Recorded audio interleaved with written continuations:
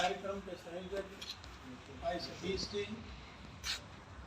सभी मंडलों के अध्यक्ष भाई इंदर राव जी, भाई शिवराज सिंह भाड़ा, शारदा यादव जी, विजय यादव जी, कीर्ति यादव जी, अमित यादव जी और सभी किसान मोर्चा से और पार्टी के साथी पदाधिकारीगण, आदरणीय बुजुर्गों, नौजवान दोस्तों, प्यारे बच्चों, मातृशक्ति, आज का ये कार्यक्रम आज़ादी का 75वां अमृत महोत्सव तो चलाया जा रहा है। उन आज़ादी के दीवानों को याद किया जा रहा है जिन्होंने भारत कराने के लिए अपना सर्वस्व न्यौछावर किया। और आपको ताज्जुब हो गया, बड़े दुख के साथ मुझे कहना पड़ रहा है ताकि जिन्होंने अपनी पूर्ण आहुतियाँ आज़ादी के लिए दी, वो 75 साल बल्कि मैं कहूँ 72 साल तक तो गुमनामी के अंधेरे में उनका इतिहास पढ़ाने को शर्म आती थी। लेकिन ये तो माहौल और परिस्थिति ऐसी है कि आज उन सब लोगों को याद किया जा रहा है जो इतिहास में जिनको जाने क्या क्या संज्ञा दी गई। बल्कि मेरे को ध्यान आता है कि चंद्रशेखर आजाद की माँ, क्योंकि उनका बलिदान दिवस था आज ही के दिन, तो आजादी के 2 साल बाद तक भी उसकी माँ को खाना मुहैया नहीं होता था, दाल और दलिया भी मुहैया नहीं होता था, और उनकी शुद्ध बुद्ध भी उसके परिवार की नहीं ली जाती थी। उससे मुझे लगा के बाद भी जो हमारे शहीदों को याद नहीं किया गया। और उस गांव में एक प्रचलन था, कहता था डाकू की माँ है, इसलिए बोले इनको खाना और इनकी अवहेलना करते रहेंगे। तो क्या इतिहास पढ़ाया गया आज़ादी के बाद भी, और अब तक उन सब शहीदों को से आज हम बोल रहे हैं, आज आज़ादी से सांस ले रहे हैं, आज सब लोग मुखर होके बोलते हैं ये उन्हीं की देन। आज चंद्रशेखर आजाद को हम इसलिए भी याद कर रहे हैं क्योंकि हरियाणा प्रदेश में आपने देखा पिछले दिन नेताजी सुभाष चंद्र बोस की जयंती बड़ी धूमधाम से मनाई गई। और आपको ताज्जुब होगा, जगह 7,700 जगह नेताजी की जयंती मनाएगी। नहीं तो इससे पहले मेरे ख्याल में इतिहास गवाह है कोई नेताजी के जन्मदिन को नहीं जानता था, उनके बलिदान दिवस को नहीं जानता था। तो पहली बार मौसम भी, दस्तूर भी, हालात भी, परिस्थिति भी, और आपने ऐसी सरकारों को आशीर्वाद दिया है अब जिन हमारे खत्म हो गया था उनको पुनः उजागर करने, ताकि उन्हीं से लोग प्रेरणा लेते हैं, उन्हीं से आज़ादी कायम रहती है और उन्हीं की प्रेरणा से ही हमारी सीमाएं सुरक्षित हैं। क्योंकि अगर हमारे सैनिक उनसे प्रेरणा नहीं लेंगे तो सीमाओं की रक्षा कौन करेगा। तो ये बहुत जरूरी है हमारे उन शहीदों को याद करना, हमारे बलिदान करना, हमारे कुर्बानियों को याद करना बड़ा महत्वपूर्ण विषय है। क्योंकि नहीं तो आज आप देख रहे होंगे उस समय खाने के भी डाले थे। काकोरी कांड आपने सुना होगा, जब राजगुरु चंद्रशेखर और इन्होंने उसको लूटा, और आपने देखा कि जेपी सैंडर्स जो पुलिस अधीक्षक लाहौर का था उसको भी इन्होंने गोलियों से भूनने का काम किया। और ये ऐसे संस्कार नहीं आते, ऐसे माहौल नहीं बनता। अब वो भी कहते थे कि भाई मध्य प्रदेश में पैदा हुए, और मध्य प्रदेश में पैदा होने के बाद आदिवासी क्षेत्र में उन्होंने गोली निशाने का प्रशिक्षण प्राप्त किया। और वहाँ आदिवासी क्षेत्र में तो तीर चलाते थे, कोई बंदूक होती नहीं थी, रिवॉल्वर होता नहीं था, लेकिन निशाना वहीं से सीखा। इसलिए एक एक जो देशद्रोही ताकतें थी या अंग्रेजों को कह लीजिए, उनको मारने का काम और उन्होंने किया। और जो नारा दिया जा रहा था कि आजाद हूँ आजाद रहूंगा, इसके पीछे भी उसकी जो उसने कहा वही किया। अंग्रेजों के हाथ मरने से अच्छा तो कहने लगे कि मैं अपने हाथ ही अगर बलिदान हूँ, कुर्बान हूँ, तो दुनिया में इतिहास मेरा लिखा जाएगा।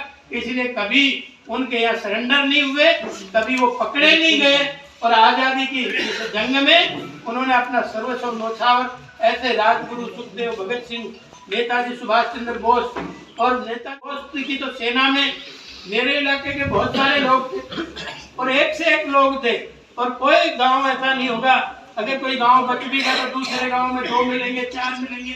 और लुखी में तो 40 लोगों ने आईएनए की सेना में अपना समर्पण करते हुए और आजादी दिलाने का काम किया। भले कोई कहा जाए कि आराम से आजादी मिल गई, के लिए 6,35,000 लोगों ने अपने प्राणों की आहुतियां दी और ऐसे नहीं आजादी मिली। उन्होंने अपना सर्वस्व न्यौछावर किया था। 1857 से लेकर 1947 तक इतना लंबा अरसा लगा, जबकि मैं ये जानता था कि भाई अगर 1857 की जो क्रांति थी आजादी, जंग आजादी के लिए, अगर उनमें सब लोग आसपास के राजा महाराजा उस समय ही राव तुलाराम जैसे लोगों का सहयोग कर देते तो निश्चित तौर पे इस पे 90 साल लगने वाले थे। कि वो मलेरकोट का महाराजा था, जींद महाराजा था, नाभा महाराजा था, राजस्थान के जितने भी राजे रजवाड़े थे, लेकिन सब लोग अंग्रेजों के संधि करते चले गए और 90 साल लग गए इस आजादी। और अगर उसका इतिहास भी आप पढ़ेंगे उस आजादी का, तो इतनी आसान नहीं है जो आज हम समझ रहे हैं, जान रहे हैं। आज तो सब चीजों का ठाठ है। मुझे लगता नहीं कोई भूखा मरता होगा। पहले रोटियां नहीं मिलती थी, अब तो भाई ये कहते हैं भाई पहले कहावत होती थी, बोले ये फलाना आदमी कमाया खूब लेकिन आखिरी में भूखा ही मर गया। लेकिन आज आगे मरते हैं कि नहीं मरते?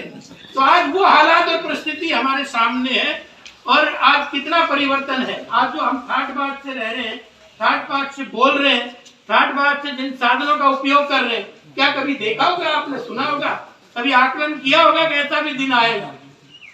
ये उन्हीं कुर्बानियों की, सेनानियों की वजह से ही आज हम उनका आनंद ले रहे और उनका हमेशा याद रखेंगे। तो याद रखने का लाभ ये है कि कहीं ना कहीं हमारे किसी न किसी कोने में उनका संदेश हमें समय समय पर मिलता रहेगा।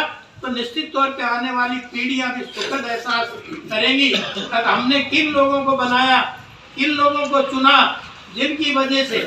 अभी कल मेरे से मीडिया वाले ने पूछ लिया कि यूक्रेन से आपके स्टूडेंट आए नहीं।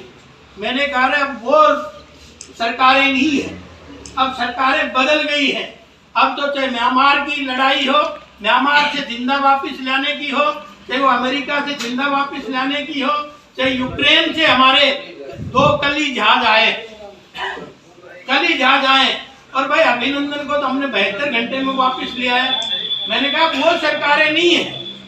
और आज अगर यूक्रेन में भारतीय झंडा भी किसी ने लगा रखा है अपनी गाड़ी पे, अपनी कार में, अपने हाथ में, तो आज उनको सलाम करते हैं और उनकी सुरक्षा को कोई दिक्कत किसी प्रकार की नहीं। ये माहौल आपके आशीर्वाद से आदरणीय मोदी जी ने और आदरणीय मनोहर लाल जी ने दिया। ये बात कहना चाह रहा हूँ, ये आज कोई ना तीर की लड़ाई है, ना तलवार की लड़ाई है, ना भाले की लड़ाई है, ना बस्ते की लड़ाई है, ना गोली की लड़ाई है। आज केवल और केवल उन बलिदानियों की वजह से आपके हाथ में जो ताकत देके गए, बस केवल बटन दबाने की है। अच्छे लोगों के हाथों में बटन जाता है तो आज देश, सब पूरा देश देख रहा है। कभी कहते थे हम अमेरिका के साथ हैं, कभी कहते थे हम यूएस के साथ हैं, और आज सारा देश, विश्व इंतजार कर रहा है तो मोदी जी इस बारे में क्या कहें। पूरे देश, विश्व की नजर लगी रहती। ये एक दिन में नहीं हुआ, ये आज वैसी टीम, आज भारत माँ को आगे रक्षार्थ के लिए, आज भारत को विश्व गुरु बनाने के लिए, आज भारत का खोया हुआ अस्तित्व गौरव बढ़ाने के लिए सब एक एक कार्यकर्ता दिनों रात मेहनत करके और उस आदरणीय मोदी जी और आदरणीय मनोहर लाल जी को बनाने का जो काम किया है, आपको देखा होगा, ताजुब भी होगा। आज जो देश तोड़ने वाली ताकतें थी आज वो हाशिए पे है और कहीं उनको फिर बल मिल जाएगा, क्योंकि जयचंद और मीर जाफर पहले भी थे और आज भी हैं। जो भारत माता की मुर्दाबाद कहते हैं, भारत माँ तेरे टुकड़े होंगे, अब जब हम शर्मिंदा है, तेरे कातिल जिंदा है, और भारत माँ को डायन कहने वाले लोगों का जल्दी ही इतिहास खत्म होने वाला है। और वो अगर आप जागरूक रहेंगे तो मैं समझता हूँ अगर पूरी दुनिया आपका लोहा मानती है, नहीं तो वही मोदी जी कहते थे वीजा नहीं देंगे, मोदी जी को नहीं बुलाएंगे। आज किस तरह से पूरा विश्व आपकी तरफ देख रहा है, और ये देख रहा है और देखना भी चाहिए। मैं ऐसे नहीं कह रहा ये सब चीजें, मैं चाहे आध्यात्मिक में जाएंगे, चाहे सोशल सामाजिक में जाएंगे, चाहे राजनीतिक क्षेत्र में जाएंगे, चाहे व्यापारिक क्षेत्र में जाएंगे, और चाहे भाई सामाजिक क्षेत्र में जाएंगे, आपको सब जगह एक अलग से माहौल बदला बदला नजर आ रहा है कि नहीं आ रहा। आज कहीं ना कहीं हम सारे रास्तों से भारत माँ को मजबूत करने के लिए, भारत की स्थिति को मजबूत करने के लिए अपना कर्मणा वाचा और सहयोग सोच का भी हम देते हैं, और हम उसी तरह की सरकारें को आशीर्वाद भी देते हैं। तो आज वो जो खोया हुआ हमारा इतिहास था, उन्हें उसको जागृत हो रहा है। और एक एक बात जो चंद्रशेखर आजाद और हमारे ऐसे अनेक जो उस पंक्ति के लोग थे जिन्होंने जिनको इतिहास में नाम गौण हो गया था, आज वो उजागर करने का समय आया, तो जरूर उनको याद रहती सृष्टि किया जाएगा। कहा जाता है मरने से पहले मिट गए, मरने से पहले मिट गए हुबे वतन पे जो, और बादे फना रहेगा जिंदे जावेद उनका नाम। तो रहती सृष्टि हम उन शहीदों को याद करेंगे तो जरूर उनके सपनों को साकार करने में देर नहीं लगेगी। और आज पूरा विश्व हमारी तरफ ही देख रहा है। मैं एक बार जनसंख्या का आंकड़ा पढ़ रहा था, तो जनसंख्या के आंकड़े पे मुझे दिखाई दे रहा था अगर एक तरफ 30 देश हैं और एक तरफ अकेला देश की जनसंख्या है, यानी चाइना को हटा दे तो हम दुनिया की सबसे बड़ी जनसंख्या है।